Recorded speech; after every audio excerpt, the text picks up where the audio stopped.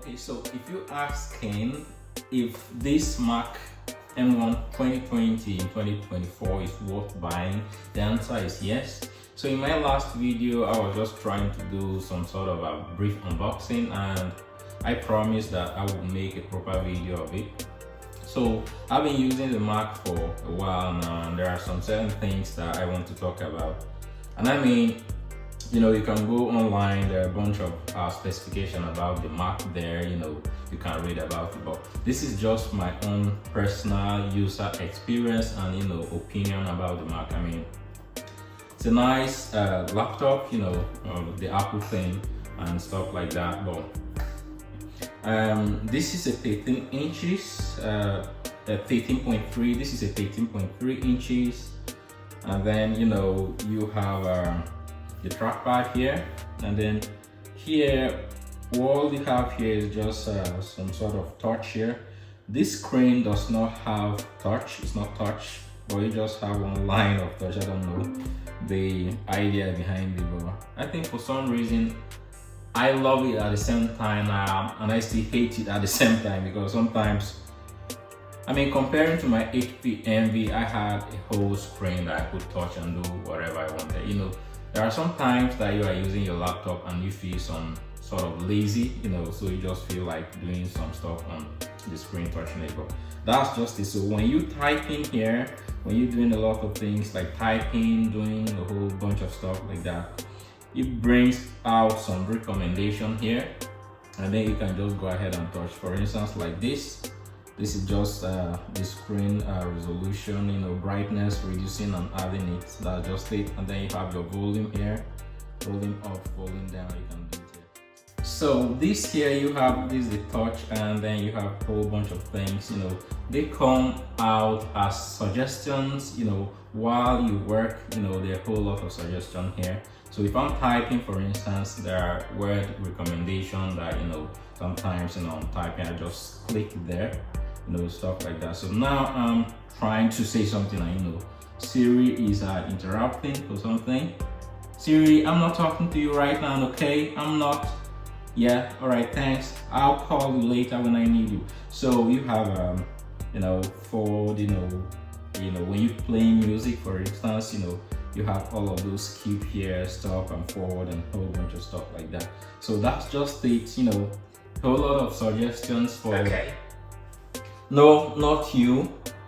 Just be quiet, okay? I'll talk to you later, right? So a whole bunch of stuff here on the touch here. So you can cancel it, So all right. So by default, this is power by password. So can I say, okay, like it's safe to say this doesn't go to. You can't shut it down. I mean, you can, of course, you can shut it down, but as soon as you open the screen, it just comes on, and then it's like login by password. So I've got my fingerprint registered here. So if I'm not using the password to log in, I just need to just click here, and then it just goes in, something like that. And so that's just it. So you have a couple of options, logging in and stuff. But there's one thing I don't like about this. So it doesn't open more than, is it 180 degrees? I think only. So this is the best it goes. See, it can go more than this. That's what I'm talking about. So for most laptops, sometimes they go up to even 200 and 200 plus, up to 200 degrees. I know. So if you go straight on the same line, that should be up to 190. I don't know, but this is more like 180 degrees. So it's safe. I'm not all sciencey, but this is how it goes. So I think this is 180 degrees. So you just have to be careful. So the finish is gray and dark gray. So this one is the gray that I have here. So 13 inches gray. Apple says the battery is about 17 hours, which I've used a couple of times, and to be honest with you, I really enjoyed the battery on this Mac. That's just it. So I mean, the cooling there is no fan inside of this laptop. Most time, even if I'm multitasking, you know, it's just there, just cool. So I mean, people complain about overheating, but I've not really experienced any overheating about this thing. But sometimes when I'm editing some videos, you know, it goes a little bit hot, but that's not just a big deal. So that's just one of the best things that, you know, Apple has sort of utilized on this thing. So you have your USB-C here, 1, 2, and then you have your headphone jack. I mean, this old fashioned anyway, but I mean, I love it. So the one I'm using here is 8 gig of 250 gig, which is, you know, for beginners, is something that you can go with, you know.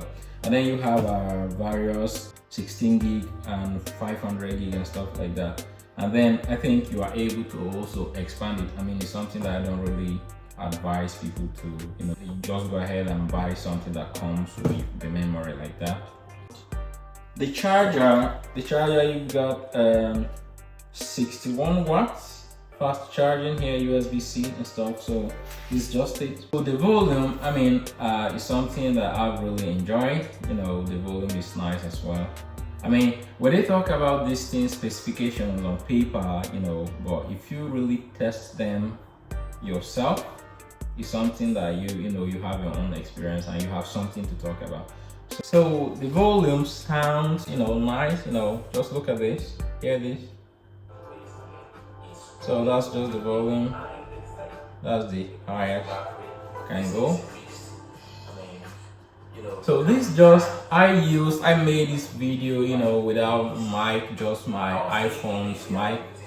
So it's a little bit, you know, noisy, you know, has a whole lot of noise, background noise and stuff like that. But that's just it. But if you listen to music, I mean, it's something that, you know, you'll be really satisfied with it. Look at this, for instance.